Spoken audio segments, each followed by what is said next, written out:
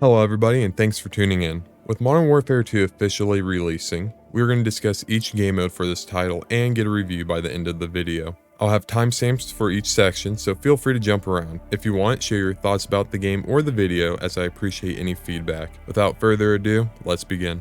With the campaign having early access, I'm not fully going to elaborate on this portion as many people have already done so, but I will share my thoughts about it. The campaign for MW2 was a fun and cinematic experience, especially since I'm playing on the Series X. The graphics and cutscenes were amazing to look at, and it felt as if I was watching a movie at points.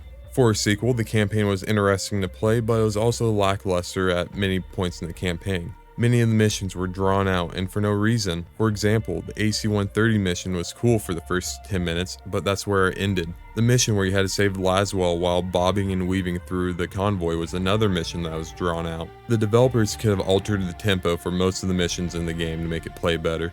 Another complaint I have about the campaign was that the game did not feel original. I understand that MW2 is a reboot to the beloved Modern Warfare trilogy from a decade ago, but the game had way too many references to that trilogy, but with a twist. As a reboot, I want this series to have enough references to make a connection to the original series, but I also want this series to be able to stand on its own merit. I felt that the developers tried forcing so many references and moments from the original trilogy into this game. For example, they added off-brand missions of All Gillied Up and Cliffhanger. While for some this may not be a big deal, the principle of reusing the same plot with a twist is a bad way to create a series. Another example is when Shepard betrayed Task Force 141 in MW2 22.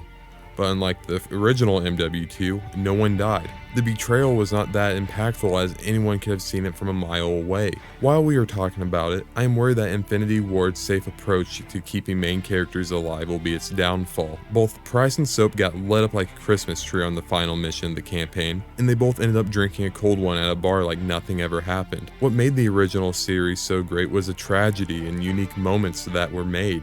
And I'm worried that Infinity Ward's direction of playing it safe will backfire for this series. My last major complaint is a story element, but I felt like there is no character development in the campaign. Price, Gaz, and Laswell felt like a thrown together family, while Soap and Ghost developed a bromance out of nowhere. I understand that those in the military create a family bond with their squad mates, but there is no development for that. I'm not expecting this game to create a campaign masterpiece, but I'd like to see character development and relationships grow. Overall, I really did enjoy this campaign despite my issues with it.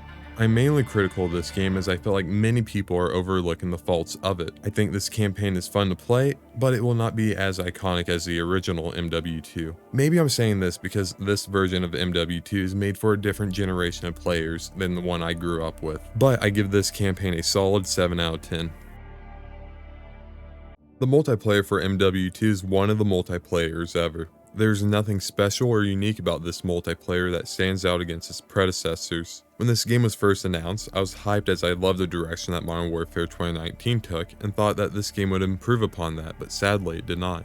The maps are visually great, but the flow on them can be annoying. For example, spawns in this game are atrocious as I keep getting spawn camped. Spawns in Call of Duty has always been an issue and I feel like it never gets addressed.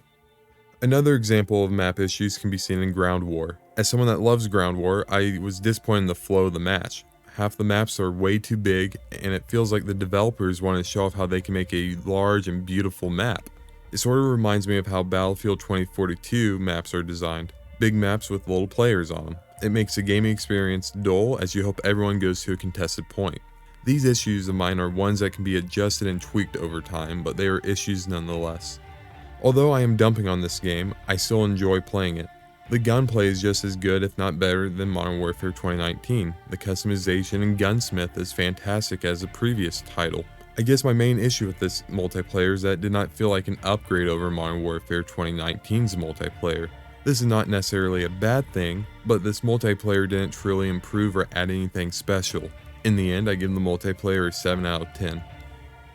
One of the things I was highly looking forward to when this game was released was the new special op missions. I really enjoyed playing co-op back in the day with my friends and even on Modern Warfare 2019. This version of Spec Ops feels really good and an improvement over the previous Modern Warfare. The cinematic intros to each mission, the objectives, and the experience was just fun to play. It was really neat to see Dome from MW3 on the last mission. Knowing how the developers are going to bring back old maps for content, I would not be surprised to see more previous maps on the co-op missions in the future. There are only two issues that I have, and it's the number of missions and squad sizes. As of right now, there are only 3 missions you are able to play, and I would assume that more missions would be added over time, but it was a tease to only play 3 at launch. The maximum squad members you can have is 2, but I hope that the developers will up that to 4 someday. My hope with Spec Ops is that Infinity Ward continues to produce content, such as missions and survival, for Spec Ops, as this has been a favorite game mode of mine. I would give Spec Ops an 8 out of 10.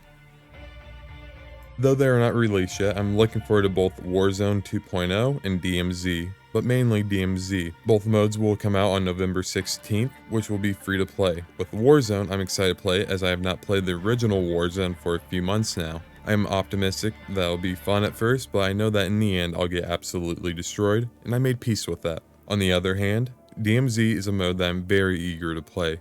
If you are unaware of DMZ, it will be a COD version of Escape from Tarkov, where you have to loot, kill, survive, and extract to win. There are not many games in this genre that are available on Xbox, and the ones that are often blow. The only one on Xbox that is fun to play is Hunt Showdown, and the other option is Hazard Zone from Battlefield 2042. If you haven't heard of Hazard Zone, it's probably because no one liked it because of how awful it was. I hope Infinity Ward paid close attention to the failure of Hazard Zone and improved on those issues in DMZ. As I mentioned earlier, I am looking forward to both modes and I cannot wait to play them. I know I was a bit harsh about this game, but I think too many people are masquerading this game as something great, when in reality it's not. It's fun for sure, but there is nothing unique, special, or compelling about this game that makes it stand out from any previous Call of Duty. I'll even go as far to say that Modern Warfare 2019 had a better base launch than this game did, and that is with recency bias. However, I think this game has an opportunity to do very well in the future. Knowing how predictable the developers are, they will bring about more maps from the original Modern Warfare trilogy for content, which I'm fine with for multiplayer. I hope they add maps like Terminal, Dome, High Rise, and other iconic maps. Though I am pessimistic about the current state of the game, I am optimistic about the future of Modern Warfare 2. Overall, I give the game a 7 out of 10. Thank you for making it this far and watching the video. I hope I was able to provide you with some new information or even a new perspective on Modern Warfare 2. If you want to share your thoughts about the video or the game, feel free to do so by commenting down below. Thanks again for watching, and as always, take care.